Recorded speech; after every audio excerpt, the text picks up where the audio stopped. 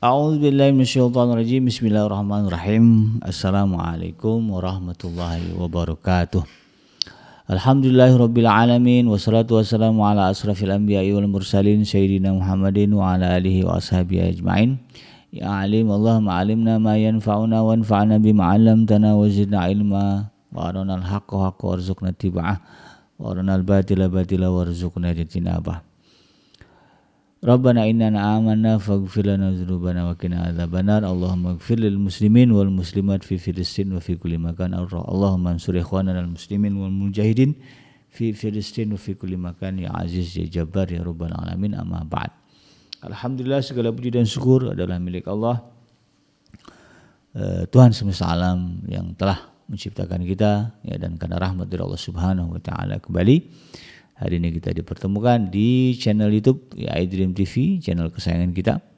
Jangan lupa untuk subscribe ya, like, share dan komen ya, agar kemudian menambah kebaikan ya bagi kita semuanya, ya, jadi pahala jariah. Insyaallah ya, di kesempatan kali ini kita akan kembali sama-sama ya membahas ya tentang bagaimana mendidik anak-anak kita menjadi pribadi yang soleh di dalam program Tarbiyatul Aulad fil Islam. Tidak lupa kita baca salawat dan salam. Allahumma sholli ala sayyidina Muhammad wa ala ali sayyidina Muhammad. Assalamualaikum ayuhan nabi wa rahmatullahi wabarakatuh. Semoga Allah terima ya salawat dan salam yang kita baca dan dilimpah curahkan kepada para nabi dan para rasul, wabil khusus ya Rasulullah Muhammad sallallahu alaihi wasallam. Dan semoga kita termasuk orang yang akan berbahagia ketika nanti berjumpa dengan Allah ya, dijauhkan dari siksa api neraka, dimasukkan ke dalam surga dan dipertemukan dengan Rasulullah sallallahu alaihi wasallam di tepi sebuah telaga yang sangat indah, di bawah sebuah pohon yang sangat rindang. Insyaallah, amin ya rabbal alamin. Sahabat hadirin yang dirahmati Allah ya, di manapun Anda berada ya. Di dalam program Tarbiyatul Aulad ya, seperti biasa kita akan menelaah ya apa yang ditulis oleh seorang ulama ya dari Timur Tengah ya, yang bernama Syekh Dr. Abdullah Nasiolwan ya, di dalam sebuah buku yang beliau tulis, yaitu Tarbiyatul Aulad fil Islam, pendidikan anak di dalam Islam ya. Di sini ya, beliau ya, Syekh Dr. Abdullah Nasiolwan banyak memaparkan, menceritakan bagaimana seharusnya ya kita, para orang tua, para guru ya, berupaya untuk mendidik anak-anak kita ya, agar kemudian ya mereka bisa menjadi pribadi-pribadi yang baik ya di hadapan Allah Subhanahu wa taala. Dan bukunya cukup tebal ini karena memang ya namanya juga manusia ya, ragam ya, sifatnya banyak, maka yang perlu dibahas juga banyak ya. Nah, sedikit demi sedikit ya kita coba akan dalami ya, apa yang ditulis oleh Syekh Dr. Abdullah Nasiolwan di dalam cara ya, upaya kita sebagai guru, sebagai orang tua untuk mendidik anak-anak kita. Nah, pada bagian kali ini ya saya akan mengangkat ya, atau melanjutkan pembahasan ya tentang hal-hal yang menyebabkan anak-anak menjadi rendah diri. Ya, hal-hal yang menyebabkan anak-anak merasa menjadi rendah diri ya. Ya, perasaan rendah diri ini bukan perasaan yang baik ya, karena di dalam Islam yang diajarkan adalah tawadhu ya. Tawadhu itu artinya merendahkan hati ya, di hadapan Allah Subhanahu wa taala ya, dan juga di hadapan manusia. Jadi yang betul itu tawadhu ya, rendah hati, itu boleh ya, bahkan penting ya. Dan ini menjadi ciri orang-orang yang beriman ya. Orang-orang beriman itu hatinya tawadhu ya, tawadhu kepada siapapun ya, kepada Allah, kepada sesama makhluk dia tawadhu ya, dia merendah ya. Dan ini bagian dari lawan dari tinggi hati ya, tinggi hati ya. Takabur ya, ujub ya, merasa takjub dengan diri. Maka lawan sifat buruk ini adalah tawadhu ya, atau rendah hati ya. Ini yang benar ya. Ini yang kita ajarkan kepada anak-anak mereka ya, supaya mereka memiliki hati yang merendah. Secara fisik ya mereka pandai, cerdas, kaya, punya jabatan, punya harta melimpah ya. rumah besar, mobil banyak, real estate di mana-mana, tetapi kemudian hatinya tetap ya, merendah, ya, tidak sombong, ya, tidak takabur, tidak takjub dengan apa yang dimilikinya. Nah, ini benar. Nah, yang buruk, yang tidak benar adalah merasa rendah diri. Nah, ya. Kalau hati kan di sini, ya, kalau diri semuanya. Dia merasa ya dirinya ya, tidak setara, tidak sebanding dengan orang-orang lain. Nah, ini yang tidak boleh. Ya. Ya. Perasaan rendah diri ini muncul karena adanya itu tadi ya, perasaan memiliki kekurangan. Dan kekurangan itu ada pada diri dia, tidak ada pada orang lain. Jadi memandang orang lain sempurna, kemudian memandang dirinya penuh dengan kekurangan atau ada kekurangan. Sehingga kemudian efeknya, dampaknya adalah mereka kemudian memiliki sifat rendah diri. Nah, perasaan memiliki kekurangan, ya kata Syekh Dr. Abdullah Nasiruan, adalah satu kondisi kejiwaan yang menghinggapi anak-anak ya. Ini bagian dari ujian juga ya. Kita sebagai orang tua, sebagai guru ya, ketika mendidik anak ya. Nah, ada satu perasaan yang muncul ya, di dalam diri mereka ya, ketika menyikapi kekurangan-kekurangan yang mereka miliki. Ya. Dan kekurangan itu sifatnya ada yang memang pembawaan, ya, bawaan lahir ya. Ya, kemudian ada juga yang sifatnya bentukan lingkungan ya. Dalam rupa ya, seperti tekanan mental misalnya, pendidikan ya, atau juga mungkin masalah ekonomi ya. Jadi ada faktor internal, ada faktor eksternal. Kalau internal bawaan, memang dari sononya begitu gitu ya. Nah, ada juga kemudian faktor eksternal ya, seperti tadi ya, lingkungan, pendidikan, tekanan mental dan sebagainya. Dan ini kalau dibiarkan, ya kata saya Dr. Abdullah Nasiruan, akan sangat membahayakan. Membahayakan kondisi kejiwaan anak-anak ya, karena bisa mengantarkan mereka kepada praktek penyimpangan. Ketika rasa rendah diri ini sudah akut, ya, maka khawatirnya mereka kemudian menjadi pribadi-pribadi yang memutuskan untuk merubah pola hidup mereka menjadi orang-orang yang hina, rendah ya, berlumuran dengan dosa. Ya, karena merasa kekurangannya besar begitu kan, dan tidak bisa memperbaiki kekurangan itu, maka kemudian mereka terjerumus ke dalam putus asa. Pada akhirnya kemudian membiarkan dirinya rusak. Nah, ini yang bahaya ya. Dan itu banyak fenomena-fenomena di kalangan anak-anak ya, remaja hari ini ya, terutama yang hidup di perkotaan ya. Ya, ketika mereka sudah terjebak ya oleh lingkungan ya, itu tadi ya, awalnya karena merasa kekurangan tadi ya, misalnya karena masalah ekonomi ya, merasa saya ini orang miskin itu kan, dan merasa rendah diri karena kemiskinannya, maka dia berupaya untuk menutupi itu.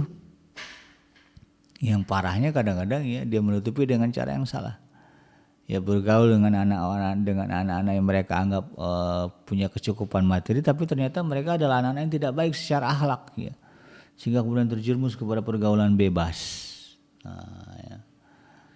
Ya, atau ketemu dengan orang-orang yang kemudian ya memberikan ide ya untuk menutupi kemiskinan dengan menjual diri ya, atau jual narkoba ya, atau sibuk dengan party dan sebagainya. Nah, ini ya, atau menjadi hamba atau budak ya, untuk orang-orang ya, yang mereka anggap bisa memenuhi kebutuhan ekonomi mereka dengan melakukan segala perintah yang berbau dengan dosa dan kemaksiatan ya. Menjadi budak seks, menjadi budak apa lagi ya. Nah, ini yang kita khawatirkan.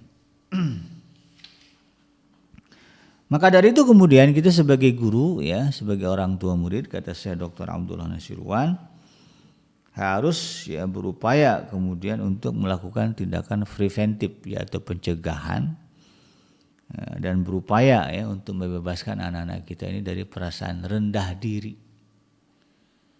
Ya, kalau rendah hati nggak apa-apa, bagus, tapi kalau rendah diri ini kemudian tidak boleh. Ya, Walaupun ya penyebabnya ya katakanlah ya tadi kan ada faktor internal dan eksternal gitu kan. Walaupun itu adalah faktornya adalah faktor internal, ya, memang bawaannya begitu, bawaan lahirnya begitu. Ya apa misalnya itu tadi kekurangan fisik misalnya, cacat gitu ya. Walaupun itu sudah begitu, ya banyak ya anak-anak sekarang, ya anak-anak kita kalau kita perhatikan di negara kita ini, yang kemudian terlahir dengan kecacatan ya secara fisik ya. Sedih juga ngeliatnya, nggak kebayang juga bagaimana berada di posisi itu ya. Dengan kecacatan yang beragam itu Pak. Walaupun ya itu sudah bawaan lahir mereka, tetap bagi kita orang tua, bagi kita para guru ya, berupaya semaksimal mungkin agar kemudian ya tidak menyebabkan mereka menjadi rendah diri. Dan saya salut ya kepada motivator ya dengan background ya kekurangan kecacatan fisik ya. Ada yang siapa saya lupa namanya, badannya separuh aja badannya, dari pusat ke bawah nggak ada gitu. Dia nggak punya kaki itu ya, bergerak ke sana kemari dengan tangan ya. Tapi kemudian menjadi motivator ulung ya, memberikan inspirasi kepada banyak orang. Ini luar biasa ya, salut ya. Ada juga saya pernah lihat tayangan ya, muslimah nggak punya tangan ya, anak-anak kita ya di Indonesia lahir dalam keadaan tidak punya tangan. Tetapi kemudian ya karena rendah dirinya dikelola dengan baik ya dihilangkan ya. Pede aja gitu kan. Dia bisa bangga ya, bahkan bisa ya memakai sendiri kerudung ya. Jilbab ya dengan kaki ya. Kita yang dikasih tangan aja nggak mau ya.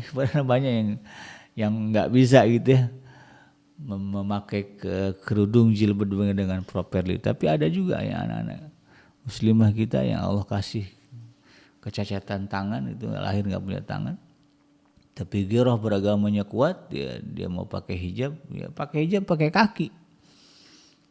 Saya pernah lihat tayangan itu luar biasa. Malu ya wanita-wanita muslimah ya yang belum pakai hijab padahal tangannya masih komplit ya. Sementara ada ya wanita muslimah ya, tangannya tidak ada kiri dan kanan ya, tetapi dia bisa menggunakan hijab pakai kaki. Tamparan itu buat kita ya. Jadi kita orang tua harus berupaya untuk kemudian melakukan pencegahan agar anak-anak tidak terjebak ke dalam perasaan rendah diri, kemudian juga berupaya untuk kita mencari solusi ya bagaimana ya membebaskan anak-anak kita dari perasaan rendah diri sehingga kemudian ya anak-anak ini kemudian masa depannya terjamin ya, mentalnya menjadi sehat ya. Nah, di dalam bukunya ini saya Dr. Abdullah Nasiruan memberikan uraian terkait dengan faktor-faktor penyebab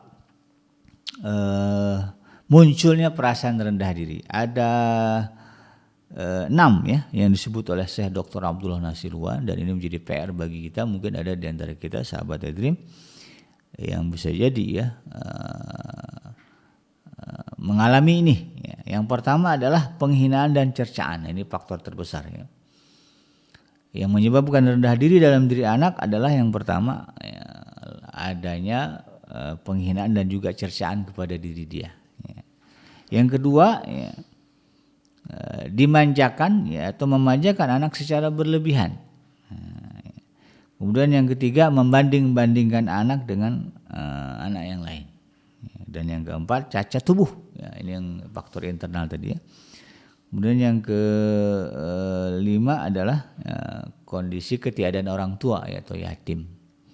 Dan yang terakhir adalah kemiskinan. Ya, 6 faktor ini ya, penghinaan dan cercaan, kemudian memanjakan berlebihan ya, kemudian membanding-bandingkan anak, kemudian kecacatan, lalu kemudian yatim ya, keyatiman ya, dan juga kemiskinan.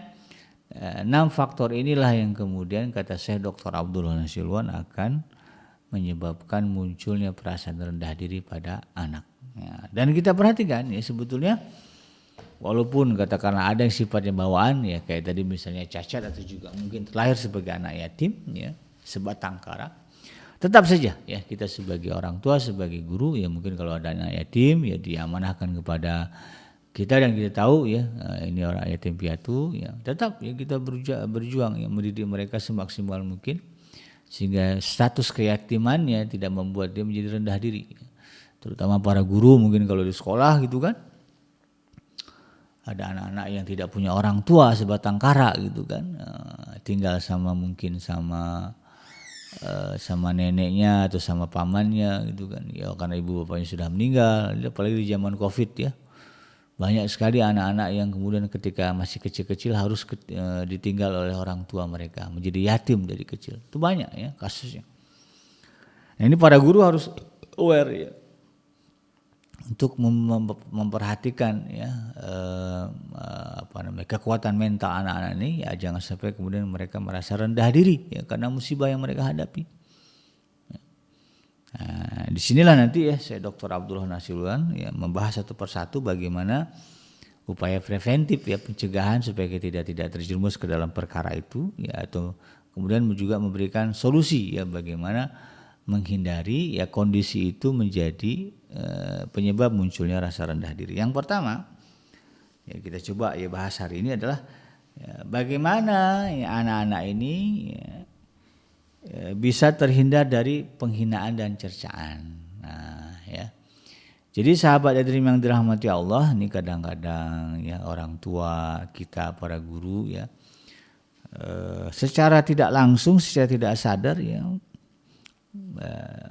suka menghina ya atau mencerca ya anak-anak atau merendahkan anak-anak walaupun dengan bahasa yang halus, bahasa yang santun. Nah, karena pada dasarnya penghinaan atau cercaan itu ya sebuah kalimat yang dilontarkan dari hati. Ya. Jadi memang hatinya memandang rendah, ya, hatinya memang memandang hina, maka keluar ucapan. Walaupun kalimatnya disusun sedemikian indah, tetap saja bunyinya adalah hinaan dan cercaan. Nah ini untuk orang tua, guru ya tidak boleh ada memiliki perasaan seperti ini. Artinya jangan sampai kemudian dari hati sudah ada ya, kebencian, ya, ketidaksukaan ya, dan cenderung kepada penghinaan ya, dan juga caci maki gitu ya kepada anak-anak ya, karena sikap dan tingkah laku mereka. Dan ini kata saya Dr. Abdullah Nasiruan adalah faktor terbesar ya, yang bisa menimbulkan terjadinya penyimpangan ya kejiwaan pada anak-anak. Ya. Dan yang mirisnya ya kata saya Dr. Abdullah Nasiruan, seringkali kemudian cercaan dan hinaan ini justru muncul keluar terlontar dari lisan orang-orang dekat mereka ya, seperti orang tua mereka. Karena ada banyak ya, kadang-kadang adalah ya kalau di sinetron ya, anak orang tua marah kepada anak gitu kan, lalu kemudian yang keluar adalah kata-kata makian, cercaan ya. Kamu nggak berguna, kamu nggak manfaat ya. Kalau bisa kamu tuh ibu masukin lagi ke dalam perut, bahasanya begitu ya. Nah kalimat-kalimat ini kalau keluar dari orang tua, nah, ini akan menjadi catatan yang besar dalam diri hati anak. Dan itu yang kemudian akan menimbulkan sifat rendah diri. Berapa banyak kasus ya? Ada kasus ya, pernah ada ya. Di Depok juga ada ya. Anak ya kemudian nekat ya, membunuh orang tuanya. Di Depok ada kasus ya. Dan ketika ditanya sama polisi apa pemicunya? Pemicunya adalah orang tua yang marah kepada anaknya, dan ketika marah mereka mengeluarkan kata-kata cercaan, makian, penghinaan. Sehingga anak ini merasa tidak ada harganya, tidak ada lagi tempat bagi dia untuk berbangga, karena orang tuanya sendiri tidak membanggakan dia, bahkan merendahkannya. Kemudian nekat dibunuh ya, orang tuanya. Jadi ini bahaya ya. Nah, maka nih ya sahabat hadirin yang dirahmati Allah ya, orang tua muslim ya, yang menginginkan anak-anak mereka lahir menjadi pribadi-pribadi yang tangguh ya, berupaya untuk kemudian jangan sampai ya, justru menjadi pihak ya, yang mencaci, mencela, memaki anak-anak kita sendiri. Makanya kata Rasulullah SAW dalam hadisnya ya, Man kana yu'minu billahi wal yaumil akhir falyaqul khairan aw liyasmut. Yang beriman, ya siapa yang beriman kepada Allah ya dan juga hari akhir, falyaqul khairan aw liyasmut. Ya, ucapkanlah kata-kata yang baik, kalau enggak bisa diam. Itu general ayatnya, maka akan lebih benar lagi, lebih terpakai lagi, lebih mutlak lagi kita gunakan ketika kita berhadapan dengan anak-anak kita. Kadang-kadang kita dengan orang begitu, ya, dengan orang kita berusaha kalau nggak bisa ngomong baik diam. Tapi dengan anak keluarga sendiri ya, banyak nih, ya, yang justru kemudian diamnya di kantor, ya, kemudian justru dia limpahkan kekesalannya, ya, yang dia sikapi dengan diam itu di rumah. Di kantor dimarahin atasan, dimusuhin, bukan dimusuhin ya, dikucilin atau dijulidin ya sama teman kerjanya, dia diam aja. Dipegang prinsip hadis itu ya. Falyaqul khairan aw liyasmut, ya, ngomong yang baik atau diam, dia enggak ngomong ya. Dia diam ya, tapi ternyata hatinya mangkal begitu kan. Begitu pulang ke rumah, ya dipicu sedikit dengan sikap anak, dipicu sedikit dengan sikap istri ya, atau dipicu sedikit dengan sikap orang tua, meledak, keluarlah ya cacian makian. Nah ini bahaya. Justru kalau mau memegang hadis itu, lebih utama kita pegang hadis itu kepada keluarga kita.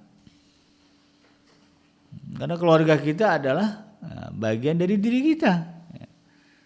Bagi saya masih mending dia bisa nahan omongan yang tidak benar di keluarganya daripada kemudian sebaliknya gitu kan. Saya masih respect kepada orang yang dengan keluarganya lemah lembut bisa menjaga diri, tetapi kemudian ketika di luar ya ngomongnya gitulah ya, nggak bisa menjaga diri, itu masih lebih bagus ya bagi saya daripada kemudian orang-orang itu tadi modelnya ya. Dengan orang lain dia bisa jaga sikap, tapi dengan keluarga sendiri dia menjadi musuh yang besar. Kasihan ya anak-anak kita harus kemudian mendapatkan limpahan luahan emosi, kekesalan orang tuanya ya, di tempat kerja. Ya. Jadi jangan sampai kemudian ya,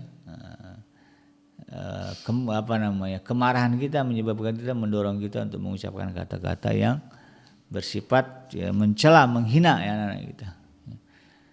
Ya, sebetulnya kalau kita mencela anak-anak kita sama aja mencela diri kita. Kalau kita bilang maaf ya anak kita bodoh, ya sebetulnya bodoh ya kita, karena mereka adalah produk kita, produk dalam artian pendidikan. Gitu ya.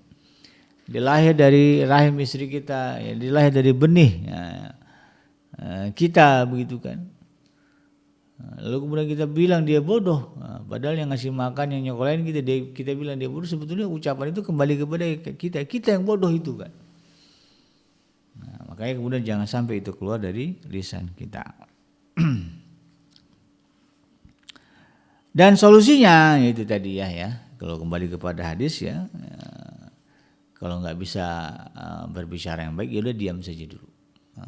Apalagi kalau lagi masih emosi, masih marah, ya, jangan ngomong lah, ya. Kemana lah gitu ya. Kalau udah reda emosinya, baru panggil anak, bicara, tanya, ya. Komunikasi yang baik begitu kan. Apa persoalan dia? Kenapa dia melakukan itu? Cari alasannya. Apa hujah dia? Biar dia terangkan kepada kita.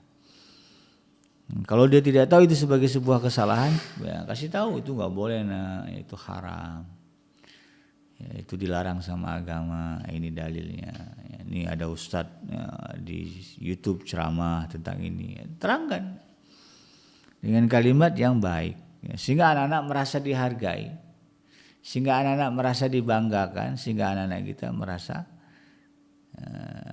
dipandang ya, sebagai orang yang berguna.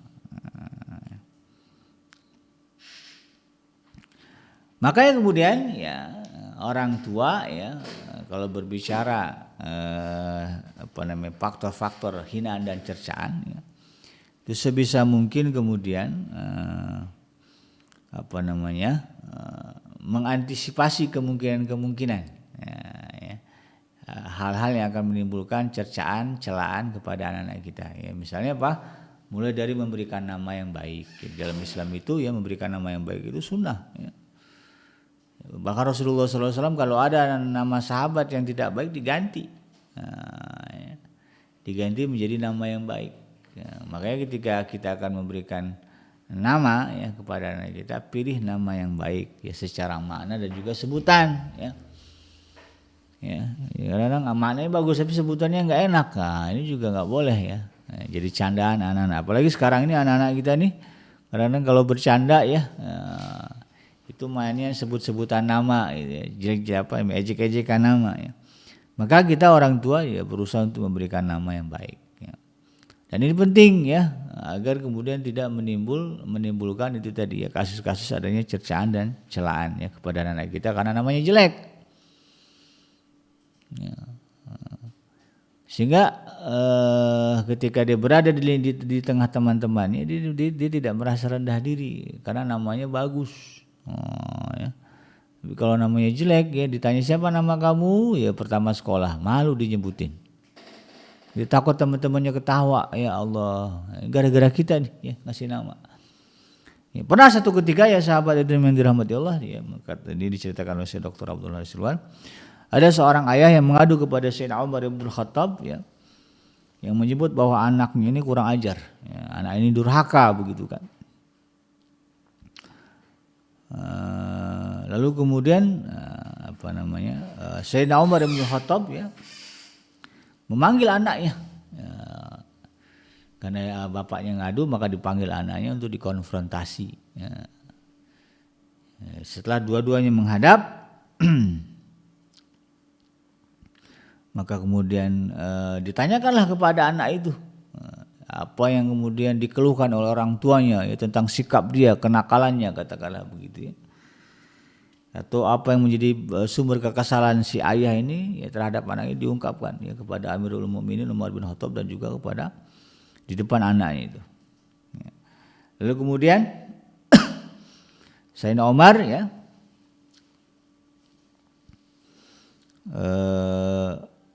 ya nasihatin anaknya.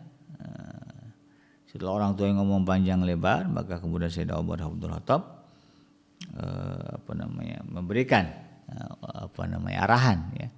Ini bapak kamu ngomong gini, ya apa yang kamu bilang bapak kamu bilang itu ya benar gitu kan. Ya, sebagai anak gak boleh begini begitulah gitu ya. Tapi kemudian rupanya anak ini bertanya ya, mengklarifikasi. Ya, apa kata dia? Wahai Amirul Mukminin, bukankah anak-anak juga memiliki hak dari orang tuanya? Nah, jadi orang tuanya ngeributin anak ini enggak memenuhi haknya sebagai anak kepada orang tua. Ya, haknya sebagai orang tua enggak dipenuhi anaknya. Maka kemudian Sayyidina Umar bin Khattab ya ditanya sama anak ini, ya Allah, wahai Amirul Mukminin, bukankah orang tua juga anak juga punya hak dari orang tuanya? Ya betul kata Sayyidina Umar, ya memang ya. Anak itu punya hak dari orang tuanya juga ya. Maka kemudian anaknya bertanya, wahai Amirul Mukminin, apa saja hak anak dari orang tuanya? Maka kemudian Sayyidina Umar mengatakan yang pertama ya, memilihkan ibu untuknya, ya, yang kedua memberikan nama yang bagus, dan yang ketiga mengajarinya Al-Quran. Nah, tiga itu aja Sayyidina Umar menyebut ya. Memilih ibu yang bagus, maksudnya bagus karena bagus imannya gitu ya. Kemudian memberinya nama yang bagus juga ya. Enggak nama sembarangan ya, apalagi maknanya buruk, dan kemudian mengajarinya Al-Quran. Lalu kemudian sang anak menjawab, wahai Amirul Mukminin, ya sesungguhnya bapakku tidak melaksanakan satu pun dari tiga hal yang kau sebut tadi. Ibuku ia beragama Majusi.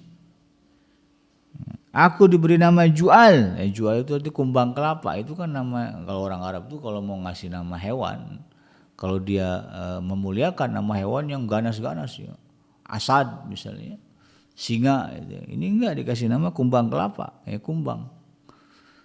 Kalau kita mungkin lalat gitu ya, masa dikasih nama begitu ya.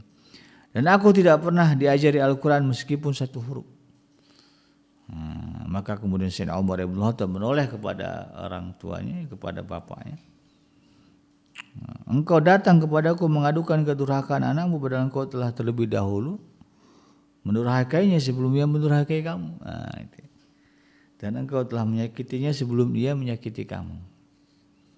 Jadi justru kemudian ya, si ayah ini disalahkan oleh Sayyidina Umar bin Khattab. Ya. Jadi secara tidak langsung ya kisah ini menyebutkan bahwa memang bisa jadi ya kekurang ajaran anak ya berawal dari kekurang ajaran kita. Kedurhakaan anak berawal dari kedurhakaan kita. Sikap buruk anak kepada kita berawal dari sikap buruk kita kepada anak-anak kita. Makanya kalau kita lihat doa untuk orang tua itu doanya balance. Balance-nya gimana? Ya, doanya kan Rabbighfirli wali walidayya warhamhuma kama rabbayani shaghira. Ya wahai Allah, ya ampunilah dosaku dan dosa orang tuaku, kasihanilah ya orang tuaku, sayangilah orang tuaku sebagaimana mereka mengasihi dan menyayangiku waktu kecil. Ya, sebetulnya itu doanya kan timbal balik ya, umpan balik gitu. Ya, kita doa minta kebaikan untuk orang tua kalau orang tua itu baik sama kita dulu kan begitu ya, sayangi mereka sebagaimana mereka menyayangi saya. Kalau dulu dia sayang sama saya, sayangi ya Allah begitu ya. Saya nggak langsung, kalau dia nggak sayang sama saya dulu jangan sayangin kan gitu. Nah, makanya berapa banyak orang tua yang kemudian ditelantarkan oleh anak dan ternyata setelah diusut sejarahnya memang anak orang tua ini melantarkan anak. Ya, dia telantarkan anaknya ketika masih kecil dan itu padahal itu adalah momen kewajiban ya, amanah dari Allah. Anak-anak ini wajib kita besarkan dengan maksimal selagi mereka belum balik. Selagi mereka belum mampu paling tidak batasannya kalau perempuan sampai dia nikah lah. Ya. Kalau sudah dia nikah barulah orang tua boleh berlepas diri ya, dari anak. Tapi kalau belum itu harus dibesarkan ya, dengan sebaik-baik mungkin. Ya. Ya, dan juga kemudian ya bagaimana anak-anak ini ya supaya dia tidak menjadi bahan cercaan dan hinaan ya. Maka dalam hal ini ya saya Dr. Abdullah Nasiulwan juga ya selain tadi ya memberikan nama yang baik, kemudian memberikan mengajarkan Al-Qur'an ya, mengajarkan agama dengan benar supaya kemudian prinsip-prinsip keislamannya tertata ya dengan rapih ya. Maka kata saya Dr. Abdullah Nasiulwan adalah cara yang bisa dilakukan berikutnya adalah ya, bersikap lemah lembut kepada mereka. Ya. Bersikap lemah lembut ini ya, kata saya Dr. Abdullah Nasiulwan adalah bagian dari itu tadi. Kalau tadi kan mencaci maki gitu ya, maka solusinya ya ketika kita marah kesal dengan anak-anak kita tetap kita kedepankan lemah lembutnya kita. Jadi orang tua kadang-kadang banyak ya ceritanya ya, terutama para ayah ini ya, karena merasa ayah lalu kemudian mudah main tangan, mudah memukul pakai barang. Kalau dulu saya punya cerita teman-teman saya itu ada orang tuanya yang secara khusus ya, menyimpan bambu, menyimpan rotan. Atau kalau di pantai buntut ikan pari ya, ditaruh ya. Kalau udah kesal itu yang keluar ya. Kadang-kadang ikat pinggang ya, kalau cerita mertua saya dulu ya, untuk memukuli anak. Nah ini nggak boleh ya, anak kita ini bukan maling ya, bukan pencuri yang kemudian biasa dikeroyok ya, dihakimi masa. Mereka ada dalam daging kita ya. Maka sikapilah ya, mereka dengan sebaik-baiknya dan mereka lah orang yang lebih berat mendapatkan kelemah lembutan ya. Rasulullah SAW ya dalam sebuah hadisnya menyebutkan innallaha yuhibbu rifqa fil amri kullih. Sesungguhnya Allah Subhanahu wa taala menyukai kelemah lembutan di dalam segala urusan. Maka Rasulullah SAW itu kalau berbicara ya kepada siapapun berbicaranya itu nadanya adalah nada sayang. Ya, nada bersahabat. Ya, makanya siapapun yang di dekat Rasulullah SAW merasa dimuliakan, menjadi dialah bestinya Rasulullah. Ya, siapapun. Ya. Ya, karena memang itulah sikap Rasulullah SAW. Ya. Kepada orang lain saja begitu, apalagi kepada istri-istri dan keluarganya. Makanya Sayyidah Fatimah radhiyallahu anha ketika Rasulullah SAW wafat, beliau sedihnya luar biasa dan tidak lama kemudian ya, kalau nggak salah sebulan ya, 6 bulan setelah itu beliau menyusul wafat. Merasa terpukul kehilangan sosok super dad lah begitu ya, ayah super begitu ya. Ayah yang luar biasa hebat hilang. sedihnya luar biasa. Nah, inilah ya yang menjadi sunnah bagi kita. Kemudian ya, yang ketiga ya, bagaimana supaya kita bisa mengantisipasi ya, anak-anak kita ini dari rendah diri karena cercaan dan hinaan ya. Ketika mereka melakukan kesalahan, ditegur dengan cara yang ma'ruf. Ditegur dengan dialog, ditegur dengan logika, bukan kemudian dibodoh-bodohkan. Anak nanya atau anak melakukan kesalahan, kemudian orang tua mengatakan, nggak boleh itu kamu lakukan, bodoh kamu namanya. Itu ya. Itu kadang-kadang kalau bahasa kasarnya goblok gitu ya. Kalau keluar kata-kata ini ya jelas anak-anak kemudian menjadi rendah diri. Ya. Kalau mau menegur kesalahan mereka, ya namanya anak-anak kan pasti lah ya, kadang nggak tahu, kadang melakukan kesalahan. Maka tegurlah kesalahan mereka dengan cara yang ma'ruf, dengan cara yang terbaik, dengan berkomunikasi menggunakan logika dan analisa yang baik. Rasulullah pernah satu ketika ditanya oleh seorang pemuda ya, minta izin, ya Rasul izinkan saya untuk berzina. Ya. Maka kemudian Rasulullah SAW ya nggak langsung marah, nggak mencemooh gitu kan. Udah tahu zina itu haram. Tiba-tiba nongol di depan Rasulullah. Izinkan dong saya itu boleh aja saya zina itu. Yang lain nggak apa-apa dah. Diharam. Coba saya boleh nggak saya? Untuk saya doang dah ada excuse gitu kan. Untuk boleh melakukan zina. Apa Rasulullah kemudian memaki-maki, mencemooh? Tidak. Rasulullah SAW kemudian memperbaikinya, menegurnya, ya, atau katakanlah meluruskan kesalahan pada pemuda ini dengan analogi. Ya. Apa kata Rasulullah SAW? Apakah kamu suka ya, jika perzinahan itu menimpa ibu kamu? Kamu suka enggak kalau kemudian kamu dengar ibu kamu dizinai orang? Nah, gitu. Ya enggak lah ya Rasul, begitu ya kata dia. Kalau ketahuan ibu saya dizinai, saya cari itu orang yang zinai ibu saya cincang kan begitu. Kemudian harus tanya lagi, atau kalau terjadi kepada adik-adik atau kakak-kakak perempuan kamu punya kakak, punya adik perempuan, kemudian kedengeran ya, kakak kamu atau adik kamu dizinahi oleh orang lain, mau nggak kamu? Rela nggak kamu? Oh enggak, ya. Saya kejar tuh ya orang yang telah menodai saudara ya saya begitu kan. Nah, kalau misalnya menimpa sama bibi kamu begitu ya, ya disebut Rasulullah SAW, keluarga. Apakah kamu suka? Ya tidak wahai Rasulullah. Nah, maka kemudian kata Rasulullah SAW, demikian pula orang lain, ya mereka juga tidak suka perbuatan itu menimpa kepada diri mereka. Nah, ya. Maka kemudian